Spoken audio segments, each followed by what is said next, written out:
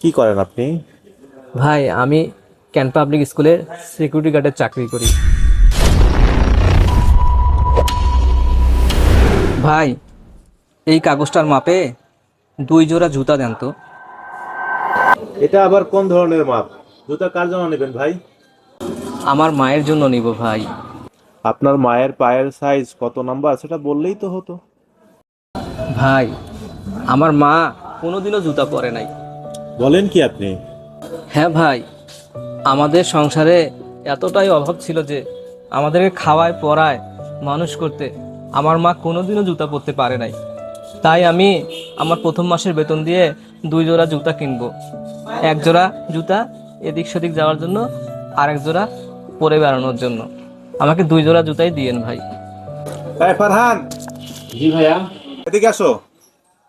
এই মাপের 2 জোড়া জুতা দিবা।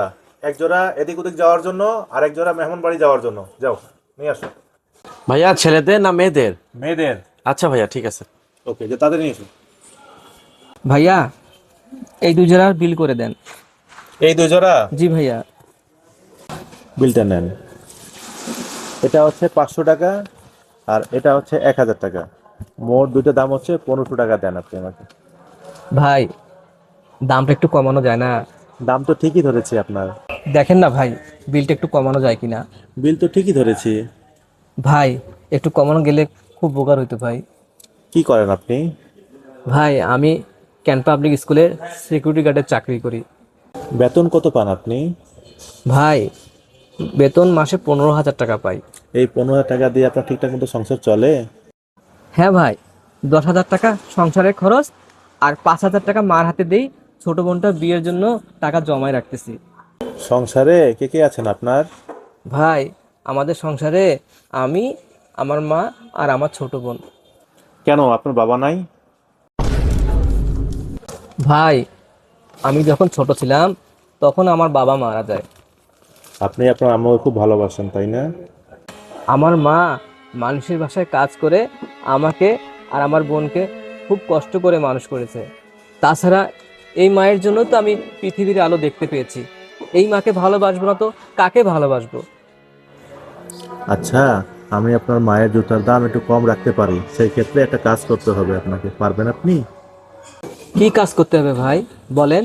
আপনার মায়ের পায়ের যে মাপটা নিয়ে আসছেন ওটা যদি আমাকে দেন, তাহলে আপনার মায়ের জুতার দামটা আমি 50% ডিসকাউন্ট করে দিব। কোনো সমস্যা নাই ভাই।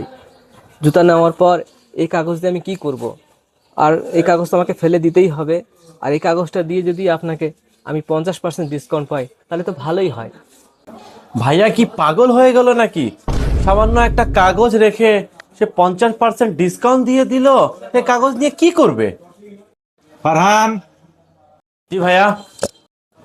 এই ওই জুতার মাপের কাগজটা নিয়ে আয় তো। দাঁড়ান ভাইয়া, নিয়ে আসতেছি। এই নেন। ঠিক আছে, আপনি বিলের কাগজটা দেন আর 750 টাকা দেন।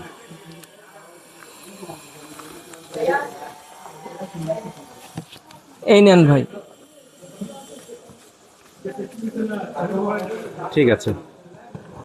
ফারহান, এই জুতাটা প্যাক করে দে তো। জি ভাইয়া, এখনই প্যাকেট করে দিচ্ছি। ঠিক আছে ভাই, আবার আসবেন। ঠিক আছে ভাই। আচ্ছা ভাইয়া, এটা আপনি কি করলেন?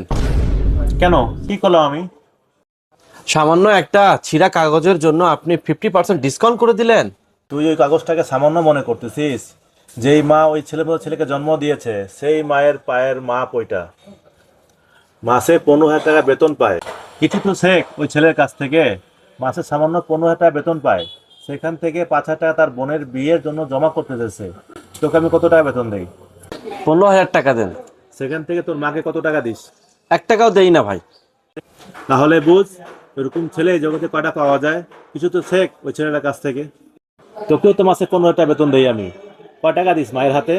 তোদের খালি ফুটানি, স্মার্টফোন চাই, মোটরসাইকেল চাই, আর কত কি।